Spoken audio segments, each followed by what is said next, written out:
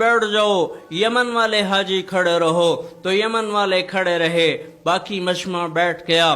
پھر آپ نے کہا سارے یمن والے بیٹھ جاؤ، بنو عامر کا قبیلہ کھڑا رہے، تو بنو عامر کا قبیلہ کھڑا رہا، باقی مجمع بیٹھ گیا۔ پھر آپ نے کہا سارا بنو عامر بھی بیٹھ جاؤ، صرف کرنی کھڑے رہو، صرف کرنی کھڑے رہو، تو ایک آدمی کھڑا رہا، باقی سارا مجمع بیٹھ گیا۔ بھائی تو کرنی ہے؟ جی میں کرنی ہوں۔ تو اویس کو جانتا ہے؟ جی جانتا ہوں، میرا سگا بھتیجا ہے، میرے بھائی کا بیٹا ہے، پر آپ کیوں پوچھ رہے ہیں؟ وہ تو بڑا بیوقوف سا انسان ہے۔ تو حضرت عمر رونے لگے کہ بیوقوف وہ نہیں تو ہے، تجھے پتہ ہی نہیں وہ کیا ہے، یہ بتا کہ وہ حج پہ آیا ہے؟ جی آیا ہے۔ اس وقت کہاں ہے؟ کہا جی عرفات کے میدان میں اونٹنیاں چرانے گیا ہے۔ تو آپ نے حضرت علی کو ساتھ لیا اور عرفات میں پہنچے تو دیکھا اویس کرنی ایک درخت کے نیچے نماز پڑھ رہے تھے اور اونٹ ان کے دائیں بائیں چل رہے تھے۔ انہوں نے انتظار کیا، انہوں نے نماز مختصر کی، سلام پھیرا۔ حضرت عمر نے پوچھا بھائی کون ہو؟ وہ کہنے لگے جی مزدور آدمی ہوں۔ تیرا نام کیا ہے؟ وہ کہنے لگے عبداللہ، اللہ کا بندہ عبداللہ۔ حضرت عمر نے کہا نہیں، میں وہ نام پوچھ رہا ہوں جو تیری ماں نے تیرا رکھا ہے، میں وہ نام پوچھ رہا ہوں۔ وہ کہنے لگے آپ میرا انٹرویو کیوں کر رہے ہیں؟ انہیں نہیں پتا یہ کون ہے، پہلی مرتبہ حج پہ آئے ہیں، دیکھا نہیں ہے۔ تو حضرت علی بولے بھائی یہ امیر المؤمنین عمر بن خطاب ہیں اور میں علی بن ابی طالب ہوں۔ تو وہ کانپ اٹھے، کہا میں معافی چاہتا ہوں، میں نے آپ کو پہچانا نہیں، میں آپ کو بھی سلام پیش کرتا ہوں اور آپ کو بھی سلام پیش کرتا ہوں، میری ماں نے میرا نام اویس رکھا ہے، میری ماں نے میرا نام اویس رکھا ہے۔ تو حضرت عمر نے کہا ذرا کمر سے کپڑا تو ہٹا، کپڑا ہٹایا تو سفید نشان۔ تو حضرت عمر نے کہا ہاتھ اٹھا اور ہمارے لیے دعا کر۔ تو اویس کرنی کی چیخ نکل گئی کہ میں تو آپ کے قدموں کی خاک بھی نہیں ہوں، میں آپ کے لیے کیسے دعا کروں؟ ہاں کرنی پڑے گی، کرنی پڑے گی۔ ہمارے نبی نے ہم سے کہا تھا کہ تیری ماں کی خدمت نے تجھے وہاں پہ پہنچا دیا ہے کہ جب تم ہاتھ اٹھاتا ہے اللہ لبیک کہہ کے آ جاتا ہے۔ اللہ اکبر، صرف نماز روزے کا نام اسلام نہیں ہے، اور بھی دکھ ہیں زمانے میں محبت کے سوا، راحت اور بھی ہیں اصل کے راحت کے سوا۔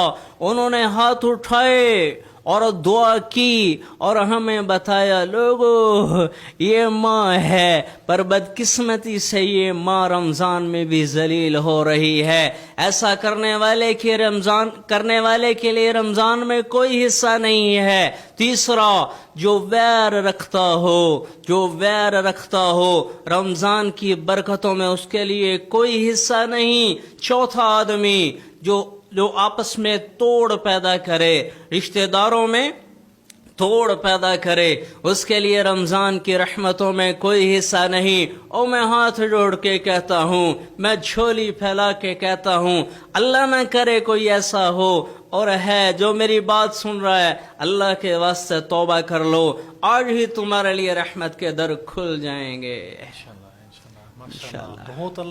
بہت اللہ شاہد بھائی، بہت اللہ، ماشاء اللہ۔ اچھا آپ کا وہ ایک بڑا مشہور واقعہ وہ ذرا ہمارے ناظرین کو ضرور سنا دیں، وہ فرعون کی باندی والا واقعہ۔ جی ضرور، انشاءاللہ۔ رمضان المبارک ہے، گلا خشک ہو جاتا ہے، ایسا ہی ہے تو میں معذرت چاہتا ہوں۔ نہیں کوئی ایشو نہیں، آپ وہ ذرا سنا دیں ہمارے ناظرین کو۔ بسم اللہ الرحمن الرحیم۔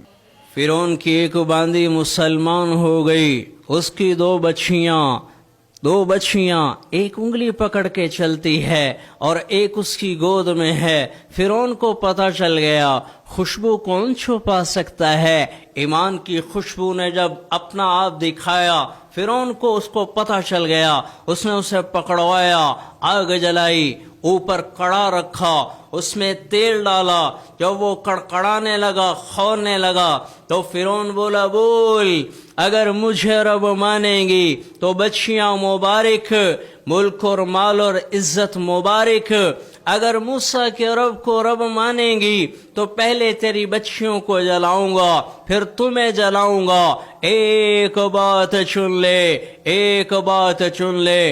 वो बांदी बोली, फिरौन, हम ना औलाद के गुलाम, ना मुल्क और माल और इज्जत के गुलाम, हम तो गुलामुल्लाह हैं, हम तो अल्लाह के गुलाम हैं। तो यही तो करेगा, चलाएगा, चला दे। अरे इधर आ सितमगर हुनर आजमाए, तू तीर आजमा हम जिगर आजमाए, तू जलाएगा, चला दे। उन्होंने बड़ी बेटी को पकड़ा बालों से, उसकी उम्र माँ की उंगली पकड़ के चलती है, यूं पकड़ के उसने खींचा, उसने चीख मारी, अम्मा।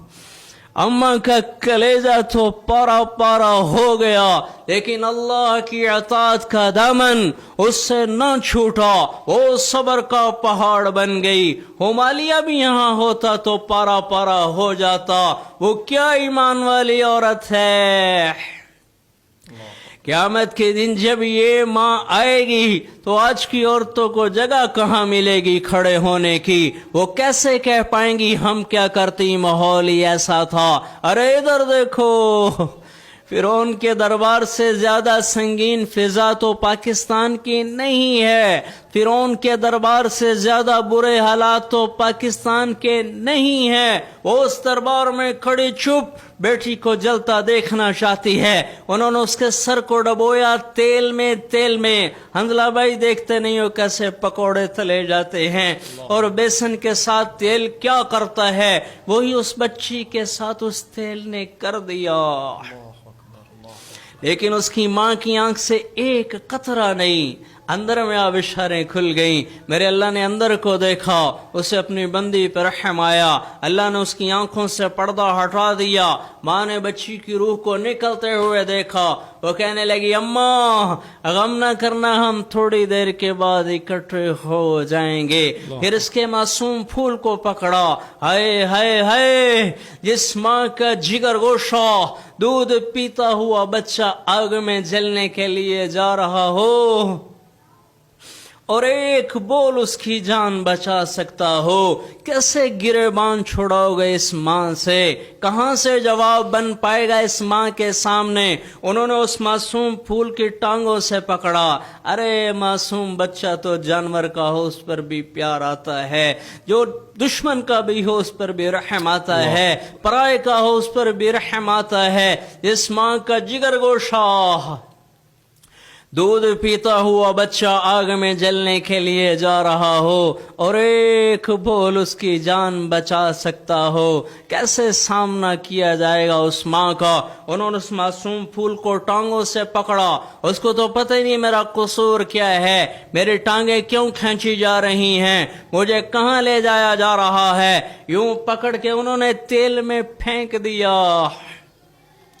ये बेचारी आह भी न कर सकी। जब इस खुद को पकड़ने लगे बांदी को, वो कहने लगी, फिरौन मेरी एक ख्वाहिश पूरी करोगे।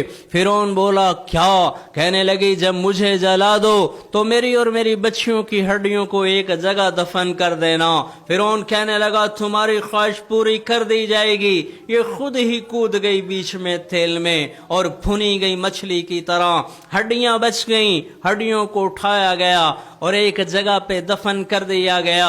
मेरे नबी और मूसा अलैहिस्सलाम के दरमियान में तकरीबन 2000 साल का फासला है। मेरे नबी जब मेराज को चले, आप जब मस्जिद अक्सा पहुंचे, मस्जिद अक्सा से आप जब ऊपर की जानिब जाने लगे तो आपने कहा, जिब्रील मुझे जन्नत की खुशबू आ रही है, मैं जन्नत की खुशबू महसूस कर रहा हूँ, ये कहाँ से आ रही है? तो जिब्रील ने कहा, या रसूल अल्लाह सल्लल्लाहु अलैहि वसल्लम, फिरौन की एक बांदी थी, उसकी 2 बच्चियां थीं, वो ऐसे अल्लाह पे कुर्बान हुई थीं, जिस दिन से उन माँ बेटियों की जहाँ पे हड्डियां दफन हैं, उस दिन से आज तक वहां से ये खुशबू उठ रही है। अल्लाह अकबर, अल्लाह। अल्लाह से यारी लगा लो, अल्लाह से दोस्ती लगा लो, सब गम चुन देगा।